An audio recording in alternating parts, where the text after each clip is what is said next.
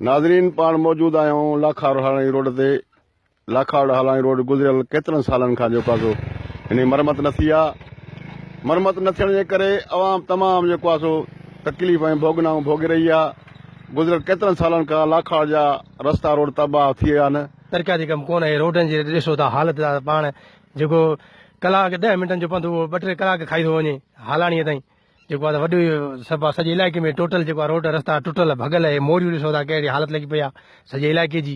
लाखाड़ जा चारों तरफ़ जेके बि रोड आहिनि वेंदे कंडियारे खां वठी लाखा रोड, हालाणी वठी लाखा रोड, मेरापुर खां वठी वेंदे लाखा रोड, लाखाड़ वठी भिरा रोड ताईं सभु रस्ता जेको आहे टुटल फुटल आहिनि। को बि हिते कमु कोन थियो आहे 30 सालनि खां वठी। असां सां नाजाइज़ी आहे। 20 साल रोड असांजो न ठहियो आहे। असां अर्ज़ था कयूं त असांखे रोड ठही मिले। सिंध हुकूमत खे अपील आहे त लाखा रोड शहर खे न धणको कयो वियो आहे, जंहिंजा रोड रस्ता सफ़ा टुटियल आहिनि ऐं इन्हनि ॾे ख़ासि तौरु ध्यानु ॾिनो वञे। असां ॾाढो परेशान आहियूं। असांजी का मालिकी कयो रोडनि जी, का शहर जी।